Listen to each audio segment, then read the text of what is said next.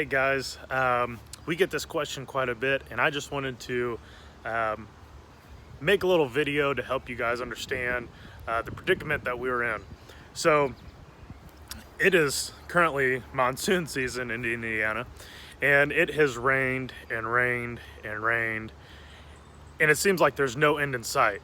Well, that puts us in the green industry in a huge predicament.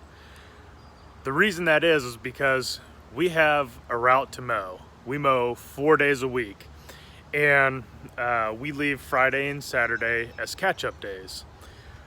Well, when it rains 5-6 days out of the week, we don't have any catch-up days, and we have to mow in the rain sometimes. Oftentimes the ground is still saturated. Typically our policy was always we never mow in the rain, and if the ground is super wet, we'll wait till it dries out.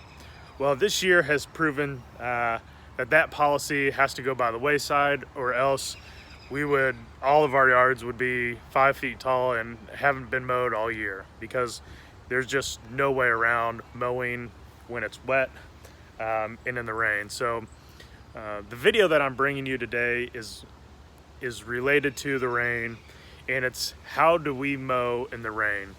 What do we do differently when mowing in the rain as opposed to mowing when it's dry outside?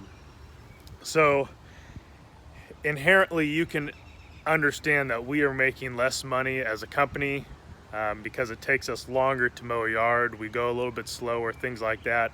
It's the cost of doing business. It's nobody's fault. It's not our fault. It's not the customer's fault. We can't blame them. It's the weather, and we chose to be in this industry, and so we just have to suck it up sometimes. You got to take the good times with the bad times, and this is definitely chosen to be a very challenging time for everyone in the green industry. So when we're out mowing yards, one thing you have to do whenever you get to a yard is you have to walk it. You just have to walk the yard and see, can I even get on the yard? Can I mow it? Are we going to have to skip this yard until next week? And there are times that we have to skip yards and mow it the following week, because we just don't want to take a chance and damage the customer's yard. Now, with that being said, if we can get on the yard, sometimes we still damage it, and so cost of doing business, we have to go back and fix it. And that's just part of what we do.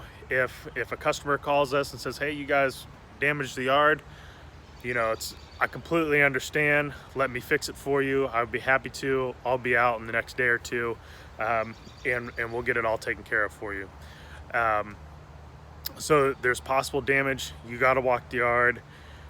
But the other tip is when we use our big mowers, they have a tendency to kick up mud.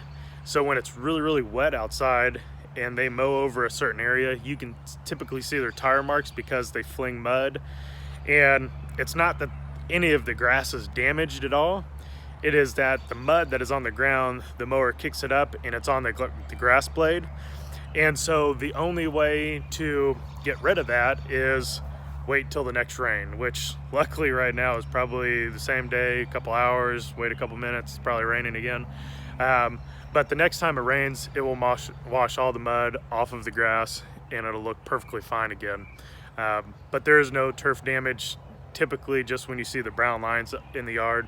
But there definitely are times when when the guys spin out, and it's not necessarily their fault. Even if they walk the yard, they can't walk 100% of it.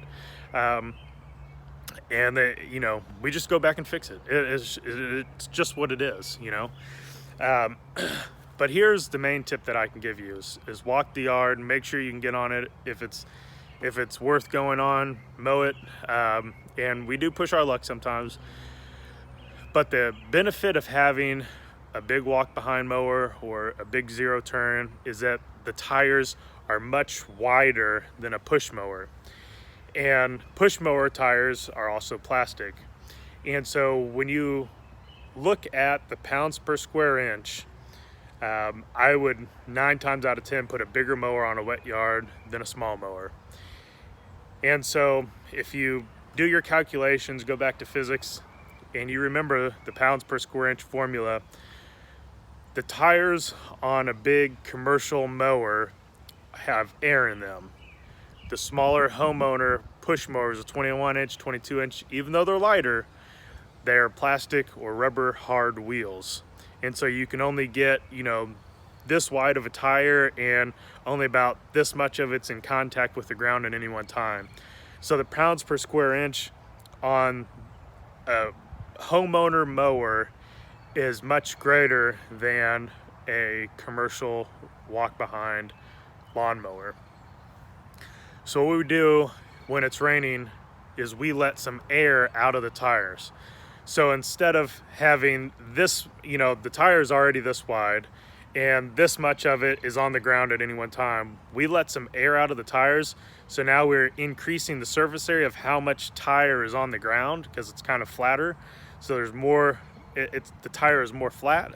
So there's more surface area in contact with the ground, which makes the pounds per square inch that much less.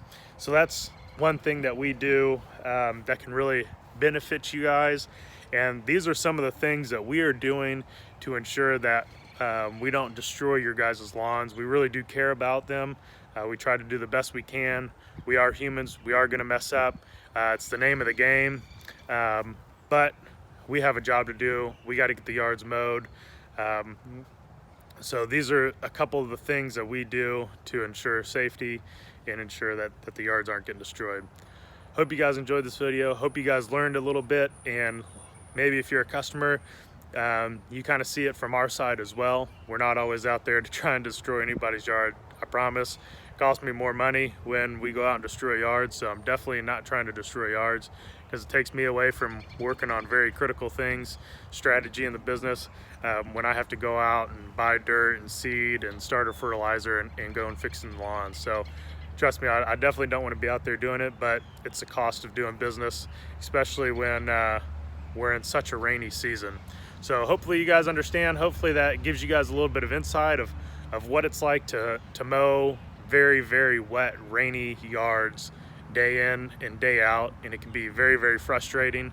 And I give a lot of props to my team that are the ones that are out on the lawns every single week, every single day, trying to do the best that they can do, even in these very, very tough times of wet lawns, just wet and rain and rain and rain.